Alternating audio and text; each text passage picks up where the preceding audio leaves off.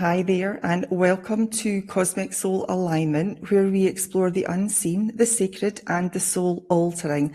And today's guest is Sunita, a no-nonsense, grounded spiritual teacher, intuitive powerhouse, and former corporate executive who now helps women awaken their psychic gifts and step into full soul alignment.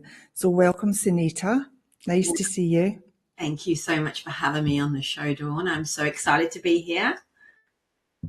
You're welcome. I'm excited for this conversation.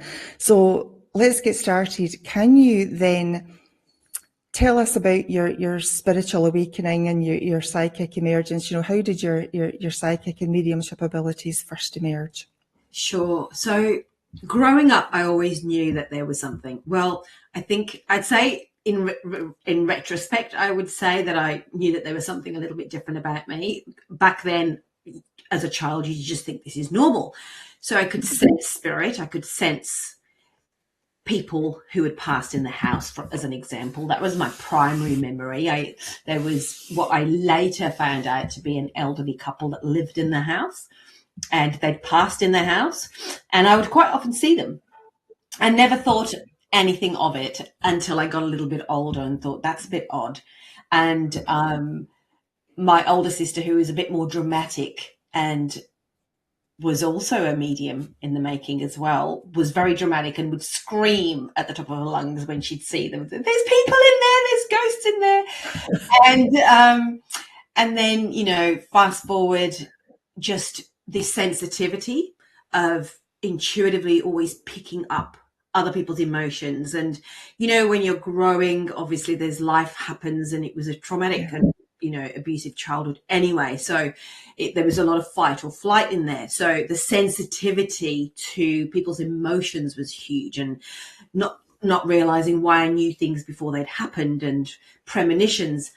And then as I got older into my teens and late teens, early 20s, there was that kind of curiosity around the metaphysical, which just simple things like astrology, you know, or knowing that something was about to happen, all of these things. And then I remember having my first astrology reading, and I remember the woman saying to me, your chart is very metaphysical. And I remember going, and what does that even mean? And I actually said to her, what does it mean? And she said to me, well, it means that you know things before they happen. And I was like, yeah, that's pretty true. But not knowing, how do I even know that? Because that's always a big question. But when you're in it at the beginning, you don't realize. And then fast forward many years later, the tragic death of my sister, and the passing, she had a car accident, and part of the journey for me of that, you know, we were both abandoned by our family. We were both kind of outed, rejected, both of us black sheeps for kind of following our own path. We, you know, and so we were very, very close. We were always very, very close, which kind of makes sense as that we were both the ones with the mediumship abilities as well, you know. And so when I arrived in the UK and went to the hospital, not knowing the extent of her injuries, there was a whole sequence of things that happened at that end, her passing. And so just finding out what the extent of her injuries were, and not knowing that what I was coming to. So in her unconscious state, she was on life support, and the things that actually took place when she passed, which was her vision. I had a vision of her. She came to me to say goodbye, and it was a very profound, life-changing, such a clear vision it was of her saying goodbye, telling me how much she loved me. And it still brings me a lot of, you know, emotion of that minute where, you know, over that 5-day period where I was sitting by her bed, praying to anybody that was available, you know, to save her, but also on a physical level that she wasn't going to make it. And then when the doctors actually I'll never forget this memory of the doctors chasing me, and chasing because I ran when I saw them, because I knew what they were going to say to me, and I wasn't prepared to hear it, which was that we need the option of turning off the life support machine. Yeah. I remember running. I literally ran in the hospital and hid under a stairwell, crying like that, because it was just too much, and I couldn't imagine a life without her. And we had the conversation, and then they'd said that there was absolutely no chance of her surviving, and so there was that end of life, that passing. I mean, you don't know what to expect, right? Every passing is so different, and it's incredibly heavy. And I remember there was a moment that I thought, what would I want, knowing that how close we were? And we used to do this thing where she always used to play with my hair, because she was a hairdresser and she used to love giving me those little hair massages, you know, being the younger sister. I used to sit next to her. She was very, very protective over me, and and she was more of my mother than anything else as well. And so I held her hand, and I had my hand in her hair, and I remember I had my head on her arm, and tears were coming, and I felt this jolt like somebody was shaking me awake. And then I giggled, and she was in my face. She was this close to me. And we used to joke around and kid around a lot. She said to me, I made you wake up. And then she laughed, and I remember chuckling, but I had these tears in my eyes, and I was like, what are you doing? The part of my brain was, what are you doing? Like, this is such a terrible moment, and you're laughing. And then I remember another part of my brain just saw this beautiful vision, and she had no injury. She looked perfect. She was like this translucent, you know, there was all white around her. There was this light around her. And I remember my heart just expanding, and then she looked at me right into the eye, and she said to me, I love you. Love you. And I'm going to miss you. I have to go now. And then I remember almost waking up from that moment, and it was like I'm being launched into the nightmare again, and she drifted, and then I heard the machine bleep, flatline. And that was the profound experience that started my journey of awakening. Your awakening. Well, she did tell you, haha, I woke you up. She did. Do you know, I've never seen that. I've never thought. There you go. Yeah. And you know, I'm a strong believer, and part of the work that I do with women is around soul contracts. And we're in and just to explain what I mean, the context that we have lived different lifetimes, and that we have a contract with other people, and that we were fulfilling them in the current life because something was left, something was not completed. And I really believe that there was a contract. I mean, people used to call us twins. There was like a 5-year gap between us, and people used to call us twins. Even when she died and I was clearing out she was a hairdresser in her salon, people were knocking on the door, like getting quite angry because they thought it was me, and they were saying, I've heard this rumor that you had a bad car accident, but like, what's going on? Because they thought that it was me, that I was.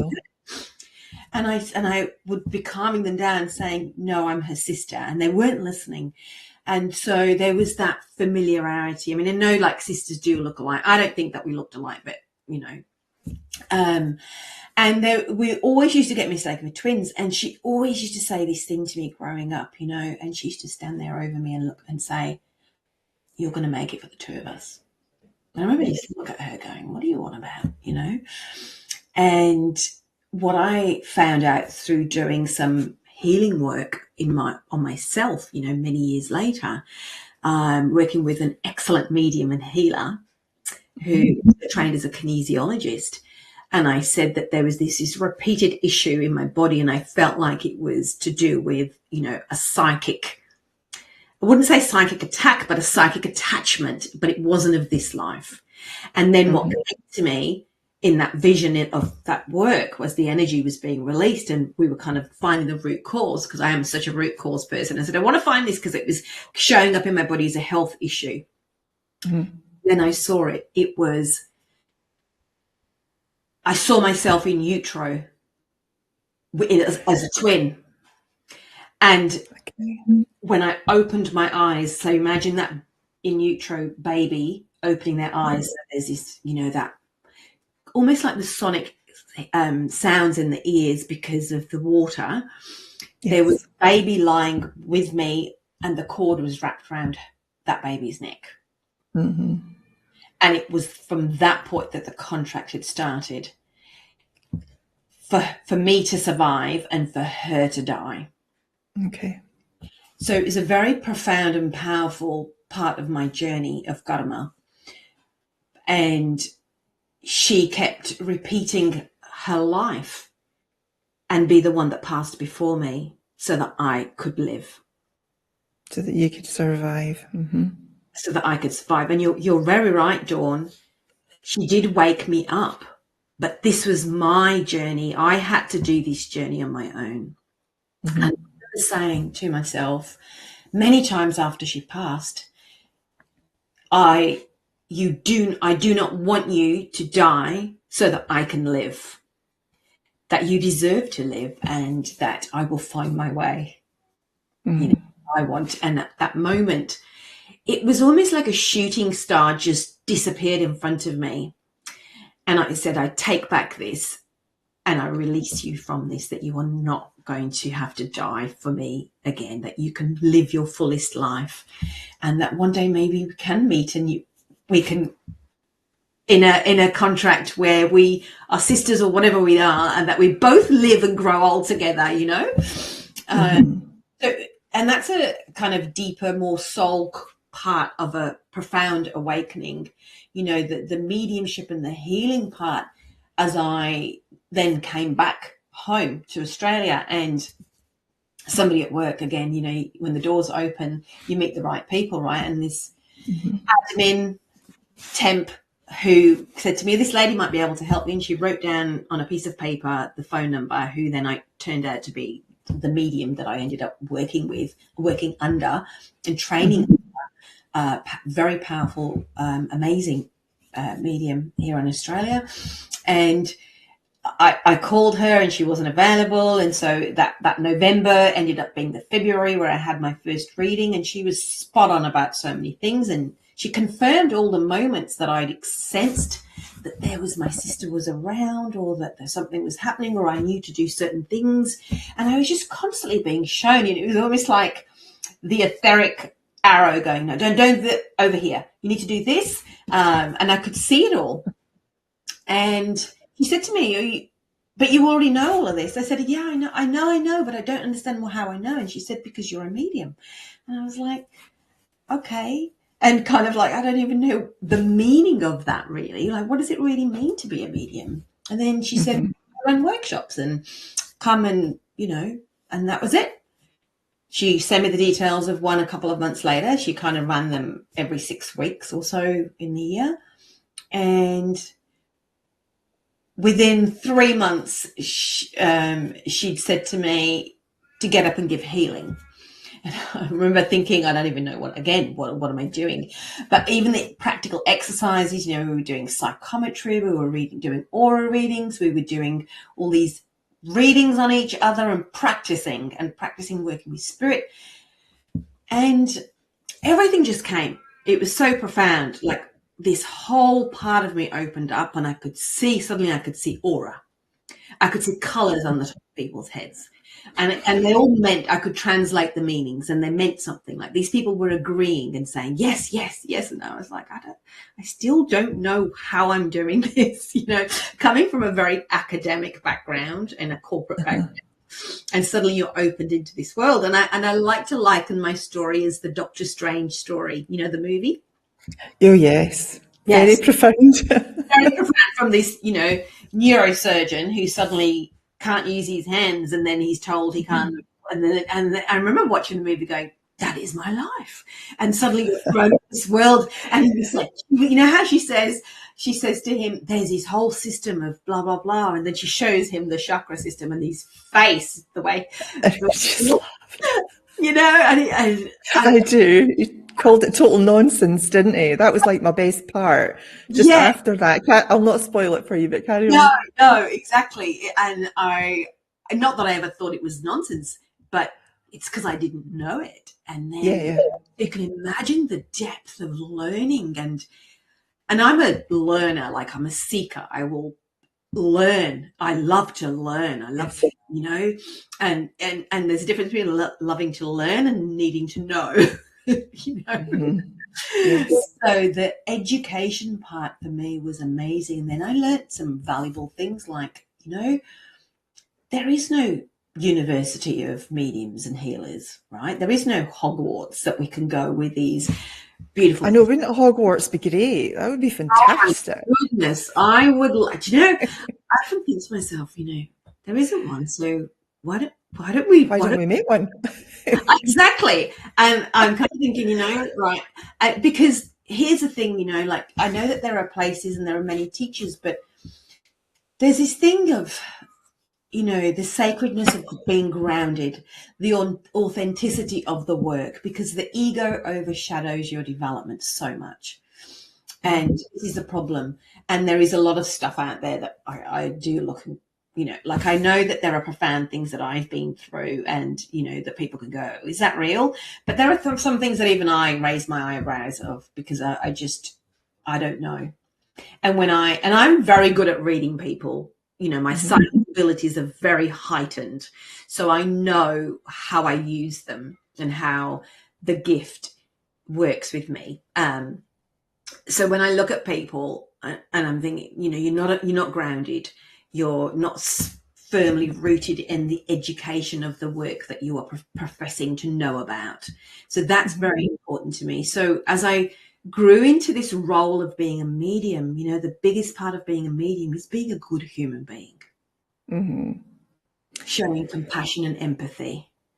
And being genuine to yourself, isn't it? You know, because I was going to ask you about that. You know, it's, I suppose as an intuitive or an empath or a medium or a psychic, you know, you've got to be yourself. You've got to have that integrity, right? 100% integrity. And, you know,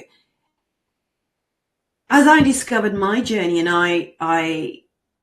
I was trained under, like, you know, not very often, but I always had the mediums with the degree in XYZ, philosophy, psychology, or, you know, that they had a good, strong background. And that to me is really important because of integrity and their ability to learn as well and know, because, you know, yes, I know that degrees can sometimes be, you know, you just turn up for an exam, you know, you're studying to pass something, but there's the embodiment of the knowledge and the wisdom, and you can clearly see that with people, right?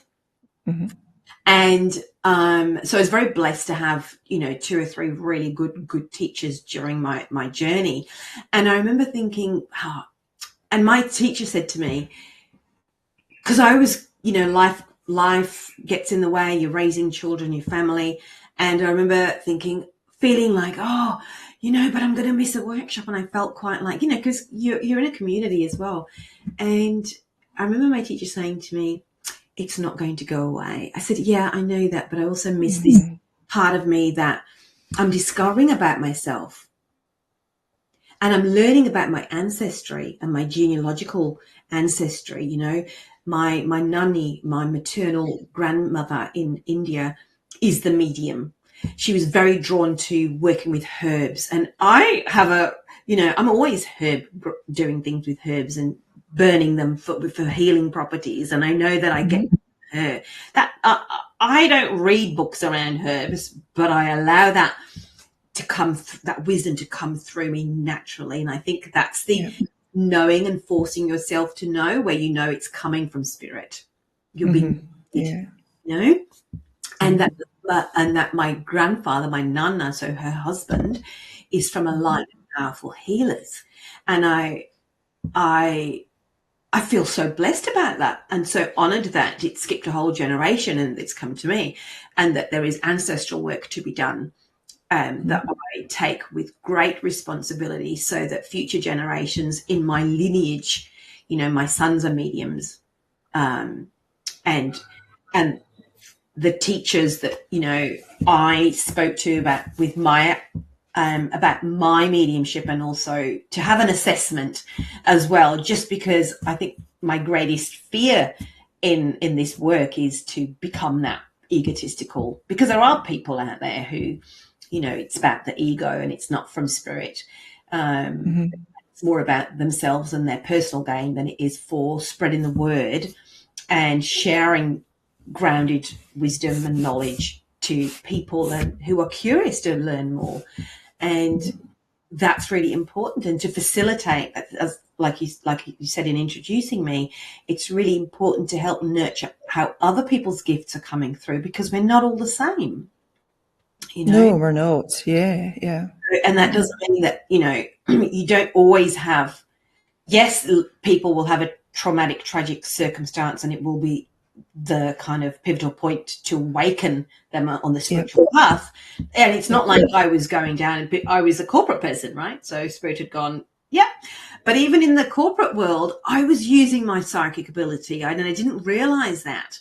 I had a certain way with people, and people would always say to me, it's really amazing how you find this information out about people, because I believe that you do, as I'm an ex-auditor, quality assurance, risk manager, somebody who people fear when they come into the office, right? And so if I was auditing, I would make sure I made that person feel comfortable, because you can't get information out of people by beating them over the head, right? Making them feel small. So the empathy and compassion is always there. And it was, I think, I never saw myself as empathetic and compassionate. Not that I didn't feel I was or wasn't. It was just, But now in the healing work and the mediumship work, I can see how much empathy and compassion you have to have for other people, because watching somebody pass, being with somebody in their lowest moment of their grief, whilst you're sharing and the communication from that person, and it's the very thing that they needed to hear, I'm sorry, or live your life, you can let me go now, it's okay. The fear that people have of letting their loved ones go, thinking that they are disservice to them, that they feel guilty for being the one left behind, and giving those messages from their loved ones in spirit, or not. Sometimes they're not loved ones, because people are not very nice sometimes, so they do things and they come back with an apology, and that's the very thing that the person in front of me needed to have, needed to hear. So I think we need to kind of do away with the fluff and it's all love and light, because it's not. No. And I like the fact that you're no fluff. Just let me go back a little bit. You were saying when your sister passed, and she was right there in front of you, and that she came to you before she actually transitioned. I had a similar experience with my grandmother, and at her time, I could hear her. I was asleep, and I was coming back to that place between asleep and awake, and I could sense the change, and all I heard was her, can you hear me, Dawn? Can you hear me? It was definitely her voice. And I just knew. I said, Jess, I can hear you. I said, are you ready to go? She went, yes, I'm ready to go. And I was just so happy for her, because she had dementia for a while and she didn't have a life really, and she said, no, I'm ready to go. I'm here with Jimmy, who was my grandpa. She said, I'm here. And I was like, then go and be happy. She went, absolutely. She gave me a message for my mum, which was really lovely. And that validation that it is true, because once you've experienced something like that, I say this a lot, but once you've experienced something like that, you can't take it back. No. Somebody else can't tell you that didn't happen just because they didn't experience it. You've had that experience. It's definitely cemented inside you, in every cell. It becomes your wisdom, and it's true for you. 100%.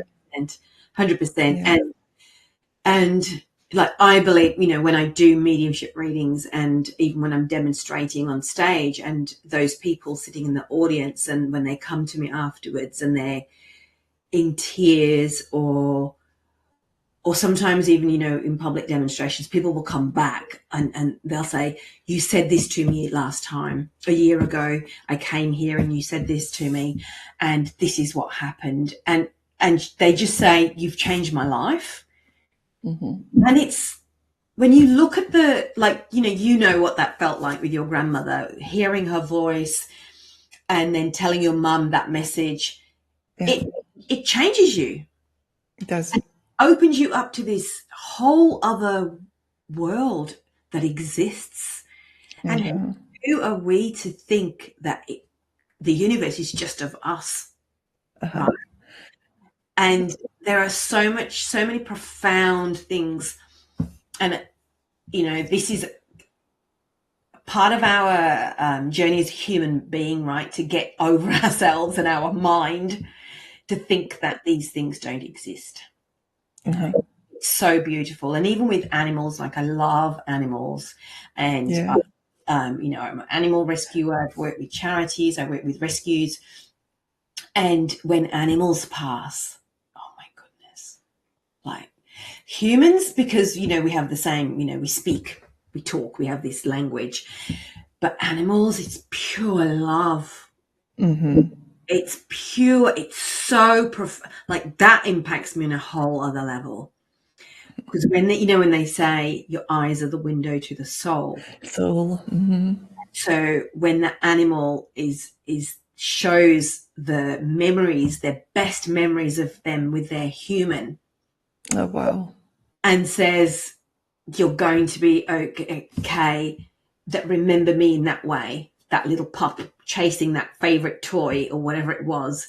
Or when the animal thanks them and for caring for them in the way that they did.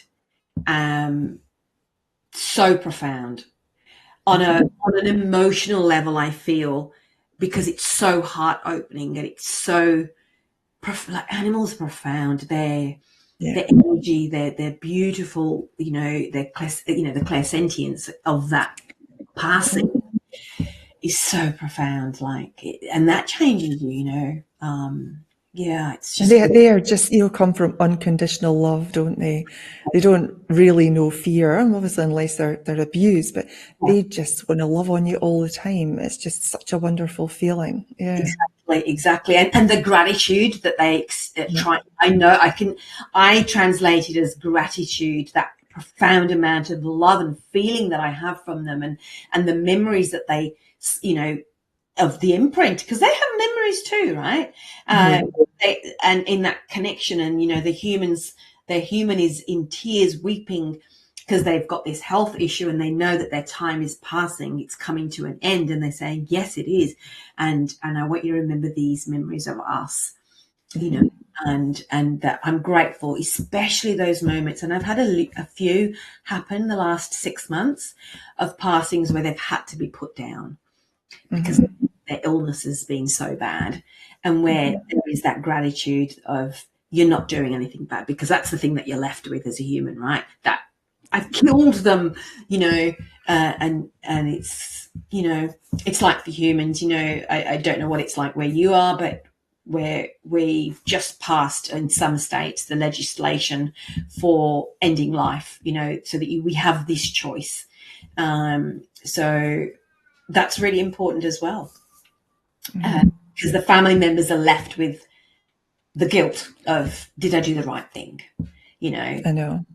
And that's horrible. And having been through that myself, knowing that they will let you know. And I know that when I'm involved in passings, that's part of the process. Is this right? Are we, is she passing? And it's a beautiful to witness and be it's a humbling process to watch somebody's life end, so sacred, that transition. And that's a part of mediumship that nobody talks about, is the endings, transitions it back into spirit world, back to source. It might be an ending of this physical life, but it's the beginning of another. Absolutely. It's a never-ending life. Yeah. And this is something that I've learned in my mediumship, and that I say quite often, is that they are more alive than we are. We're like Oh, yes. dragging ourselves around in these bodies that are eventually going to wither away if we're lucky enough to live to an older age, which we are now, with all the things that we have, technology, we can live longer. Whereas, hundreds of years ago, you were dead in your 30s. You'd be lucky if you got to your 30s, right? And so many, all of these. So getting older is a blessing to be able to sit. And this is something that spirits say quite often, is that, we have this physical shell, and that when we're saying to enjoy the present and love the present, it's saying, I can pick this flower and smell it, because spirit can't. I can see the sunset and the sunrise. I can look at the stars and the moon. Spirit don't do that. And so quite often their messages that come back are around, enjoy being this human being, because you've made this choice to come back at this time, and appreciate the small things. And, I believe, and I'm sure you do as well, Dawn, around that we choose this life for our growth. We choose it for our spiritual development, to learn things for our soul evolution. So when we go back, we're saying, yeah, did I learn that? Yes, I did. 100%. No, damn it, have I got to go back? What did I miss? Oh no, I have to go back again. I already said I'm not having the childhood I had. I'm going to learn everything, and I'm going to work hard. Which is probably why I'm grounded and I don't do the fluff, because I'm fearless in my conviction of the growth journey and the evolution of the soul, and I feel very tuned into that part of my path for myself as a medium. Hence, I teach a lot of that, and that depth of work that comes with it, because every medium is different.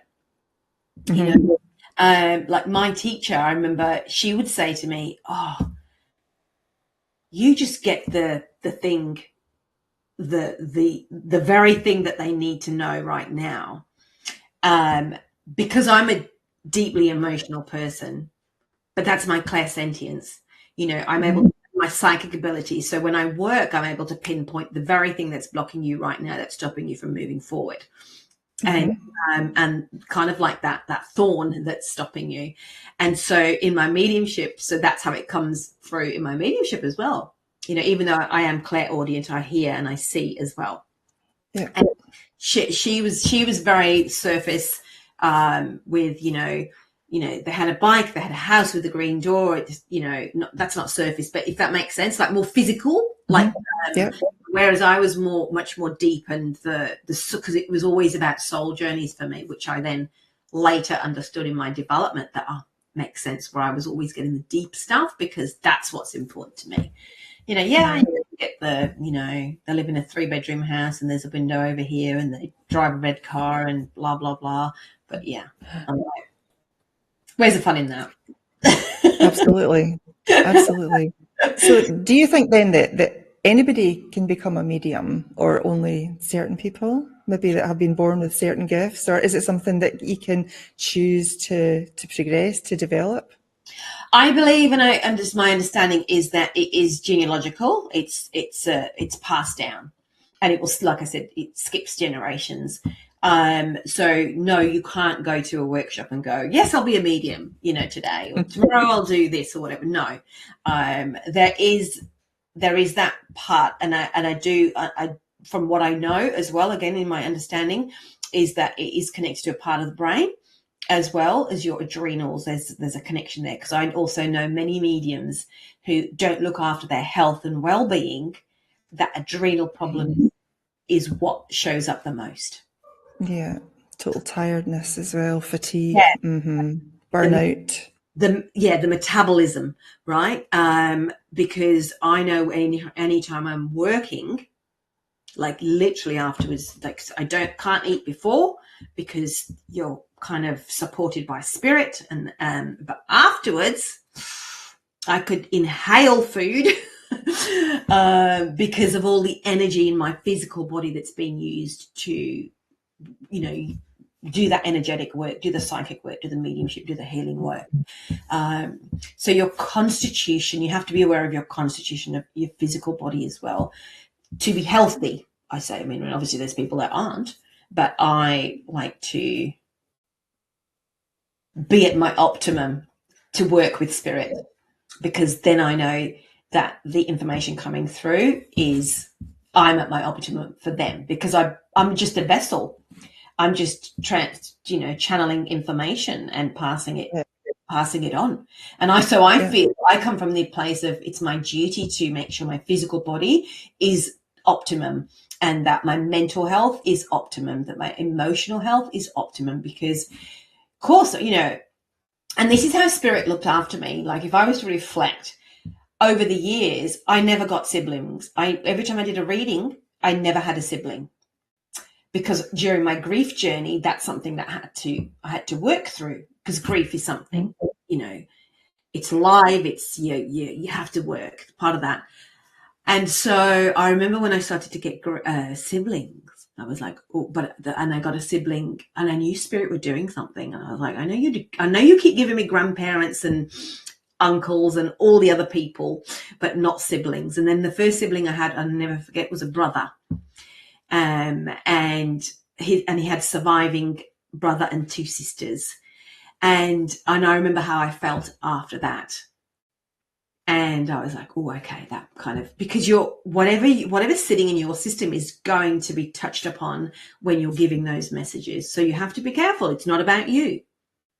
It's just about the person, because I've seen just coming through you. Mm-hmm. Through me. It's not about me. And I remember getting a sister, and then I remember getting a sister that also passed from an accident to tragedy. So I was like, okay, then I think I did that then.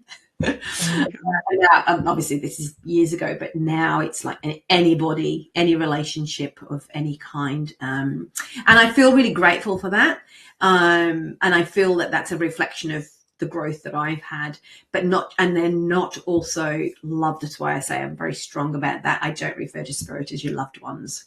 I always say spirit, because I work in trauma and abuse as well. So sometimes we've had people that have come through. I've had people that have come through for somebody who has abused that person, or there's been something that's happened and they've apologized, and that was the very thing that person needed to hear. Mm-hmm. I know, isn't it amazing? It's so amazing. Now is a good time. We're going to have a quick break, so stay with us. We'll be right back. Sure.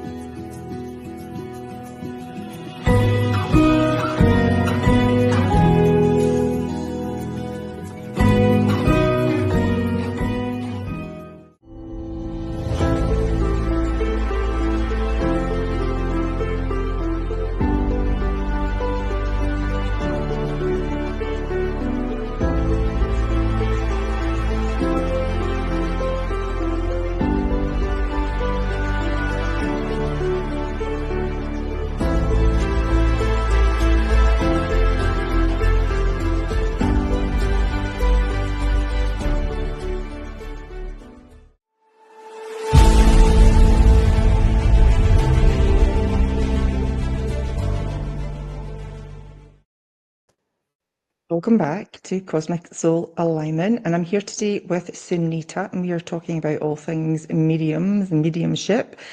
Let me ask you, Sunita, so for someone watching who suspects they might be intuitive, what could be some of the first signs that they would notice? Oh, what a great question. So with intuition, I would ask you to explore and play with it, because once we get creative and play with our intuition, intuition is very connected to our creativity. So I would say to somebody, get some oracle cards, grab some color pencils, and draw. Practice with somebody. Just see what comes to you, because you have to kind of let go of the mind with intuition and allow that creativity to come through. And, practice with somebody, we all have besties that we talk about this stuff to and say, look, can I do a little reading on you? Just explore, get creative, use color. I love color because there's so much depth, and it allows you to really, read to you and read to me completely different. And what it means is completely different. So you kind of need a tool to get out of your head to start to play with, which is why I say make it fun and make it playful. And there's nothing more playful than color, right? It's so beautiful, and it's a part of us. So I would say, pick somebody that that you can kind of get some information back from as well. Otherwise, you're just doing it on your own without any confirmation, which you need to know if it's your head or your actual intuition. And then just ask yourself some questions, right, about that person. So once they've agreed, so permission is important, and ask yourself, right, where is this person now? What area do they need help with? What's their challenge? What's their block? What guidance do they need? And just draw with a color, see what comes up. I mean, if you're an artist, great. I'm not an artist, I can tell you. So for me, it would just be scribbling with a color. Even I use, you can just print them free off the internet, imagine, or just draw the outside figure of a human form, and then draw the color around the parts of the body that you're seeing, and then translate the color. I love that auric exercise. It's an exercise I always give as a warm-up exercise, and to tune in into a person, see what colors you get, and then write some notes about that color, and then ask that person for confirmation. It could be like, I was getting yellow around your head and I feel like you're studying, or I feel like this is what it feels. And you could split it into, emotionally, where are they at? Mentally, where are they at? Physically, where are they at? And play with it, do some exercises around it. When you're driving, tune in and go, right, where's this person going to go? I mean, obviously, there's this thing that people do where there are these subtle cues where they're going to turn, right? So it's not about that. It's kind of setting it out there and saying, right, I'm going to, what's the next color of the next car that's coming past me, and see if you get that right. Yeah. Simple little things. Simple little exercises. I like the oracle cards, because they shout out to me. I quite like, just for myself, I'll pick one out and say, okay, well, how's this relating to what I'm going through, or what I'm experiencing, or how I'm supposed to be moving forward? Yeah. So I really like those. Yeah. Oracle cards. What about the color, and drawing the aura? That's really interesting. Yeah, I think because they're kind of, for some people, like oracle cards can be a little bit further down the track to where they kind of are at. And I think that color's kind of more, there's less attached to it, right, in terms of people's perceptions. So, and don't get me wrong, I love oracle cards. Good ones that are there's a grounded knowledge like that. I do stock them and I do use them in my work, and they are great, and there's a difference between using an oracle card for growth work to an oracle card for daily guidance and wisdom, or kind of like the uplifting ones as well, where you can just pick your daily card and feel, oh yeah, I'll keep an eye out for that, and asking the right question. So there's different things for different parts of where you're at, right? So if you're growing, I'd say I would use different tools. So if you're developing and it's a first step, I think the color's a great kind of step into that as well. Yeah. Do I'll share this one with you. I do the driving one with the speed cameras. To tell you where the speed cameras are. all the time. A really good idea. Honestly, that is such a good one, and it's practical too. I mean, firstly, you should be speeding anyway, but I do it because I live on a highway, and it's they're straight stretches, and they will be speed traps. But I did it this morning, and I was like, "There's a speed camera somewhere here. I can feel it," and there it was. There you go. You caught the vibes. I got the vibes of the speed camera. The government going, Yeah. money, money. Yes. So when people are wondering if they're psychic or if they're a medium or intuitive, are there what can block people's gifts, I suppose, from coming online? Their life and their ego. Mm. It's always their life and their ego. It's always the self-doubt, or I don't feel I'm good enough, and surely that can't be real. And I do a lot of workshops on mindset versus intuition. Is it, because that's the biggest problem people say is, how do I know if it's my mind or my intuition? And they can't tell the difference. And I always say this thing, and I'll offer this, that your intuition is the soft, supporting whisper from your soul. It's not the one It's a that's nice feeling, isn't it? Yeah. Yes, it's soft, and it's encouraging, and it's gentle. It's not the one that's screaming at you and swearing at you for getting it wrong and all of those things. So that's the first step. And in terms of how do the blocks are always going to be the mind stopping you, because you are really powerful. Your innate intuition is your natural gift. And if you're then able to harness that and discover that you have, psychic gifts, and you're a medium or you're a healer, and you have other intuitive gifts, I mean, it's not just about mediumship and healing, but look at all these wonderful gifts of, with other spirit work around the artwork, like I said, where the mediums who can channel work with spirit, and they can draw the answers. Like, profound, right? And this is why I say I can't draw anything. I'm terrible, but that's a whole gift in itself. Then there's the gift of wisdom. They're all different gifts, and I would say this: find a good teacher, find a good grounded teacher, because we're not doing that enough. Because also there's so much we have access to so much information online now. Yeah. So people read themselves into believing something is there that's not. And a real grounded, a teacher, because not all mediums are teachers either. A good teacher will be able to read you, as in work with you, and know that's your mind, or that's an actual gift, or that's something that can be cultivated. I know that as my gift of teaching opened up, I'd started teaching because I knew that was what I was supposed to do. And I remember how hard it was for me to step up into that, because nobody says to you, here you go, you've now qualified as a teacher. Nobody says that, which is why I would get assessments from who I would call the Dumbledores of mediumship.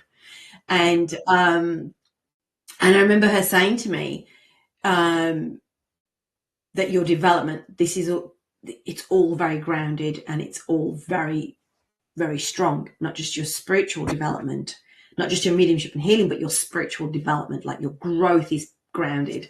And I think there's a responsibility as a teacher to be able to tell people, find a good teacher, sit in a development circle.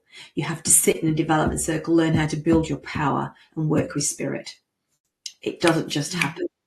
Because you ultimately are never going to know, yes, if it is your mind or whether you are actually gifted. So it's not a failing upon yourself. It's integrity of the work. And I think that that's something that we need to talk about more often, is that keeping it sacred, keeping it, sacred, really, and grounded in its truth. Because look at the profound feeling and the memory you have of your grandmother. That's never going to go, and that that's real. And look at the work that you're doing. Yeah. And I've had a few experiences. It's been great. Some of the things that I've been experiencing, I just absolutely love it, and it set off, my love for the mystical. Really, I mean, many years ago, I think I would say 30 years ago. I would go to a spiritualist church, Yes. and I don't know what happened, but somebody singled me out and said, come in, come and sit with us, and let's show you some things. And I would put my hands over somebody's knee, and I would just be able to tell them that there was pain there, Mm. and there was stubbornness in this area. And when I feel cold, there's a block. I know there's a block in there, and I don't know how I could tell it, but they Wow. were helping me. They were helping me to develop that, and it seemed to be coming on really well. And then it all closed down, and I had to just do it myself. So it Yeah. was really interesting. Well, Yeah, yeah, and those spiritualist churches are have been such an integral part of the mediumship movement. And I think we also, I'm glad you said that, because my teacher was of that with the Spiritual National Union, and they made mediumship and healing, they kind of brought it out of the dark ages in the UK, where you could publicly demonstrate and not be imprisoned. And we need to yeah. do that more, because if that hadn't have happened, we would be, I don't know, burnt at the stake probably. Yes, yes. Past lives about being burnt at the stake had a couple of things. Yeah, me, Not very good, but me too. You see what I mean? So yeah, I think as we move forward into the movement, yes, there's modern mediumship, but don't lose the roots and the grounded and the people who came before us, who did die before us. And I think, because I love the British mediums. They're so powerful, so powerful. Those old, those black and white photos and those old mediums, they're just, there's that stuff has disappeared because we've become so distracted. And we've become distracted in the, I would say, like the tricks and of the what we can do. Like, you can touch somebody, you know exactly where they're at. I know I can do that. I know with the healing work we can move blocks, and all of this profound stuff is real, right? yes, Everybody else fails and they've said, right, I don't know where else to go. They come to us. People come to yeah, us because they go, you're my last resort. Don't worry, we got there. And they go along that path, and profound things have happened for them in their life. And saying to somebody, if you've started the journey, find that good teacher, find a good circle, ask the questions, and look at the person that you are seeing. Where is their background? What's their background? Listen to what they're talking about. Is it grounded? Are they knowledgeable? Like, about the spiritual churches. I used to go to them too, because it was the only place we could go to hang out where there was real stuff happening. I remember sitting in those, just get some healing. It made you feel so good, right? It's like, oh, good, but because that was a development circle that I grew up in here. And there are a few left in Australia. I'm sure that there's plenty, but there's the same crowd of people that go to them, isn't there? It's the same group, yeah. and I also find that there's new families that arrive, especially when they've just lost somebody. Yes, and that's why it started with me. And I used to take my daughter and my mum and my sister. We'd go. We all loved that sort of thing, and it was great. And the readings that would come through, sometimes they were a little bit flat, but other times they were really excellent, and they were top notch. They really were mostly amazing. I used to look forward to that. Yeah. But listen, we are bang out of time, so I want to thank you for bringing your clarity and your truth, and your deep soul wisdom to the show. And your journey is proof that spiritual power doesn't require fluff, right? It's already within us, and it's waiting to be remembered. Yeah. So I want to say thank you so much. And to the viewers, if you're feeling the call to unlock your gifts, trust that's not a coincidence, right? There is a path, and there are teachers like Sunita to help guide you home. So until next time, please stay grounded, stay curious, and keep aligning with your soul. Thank you, Sunita. Thank you so much for having me.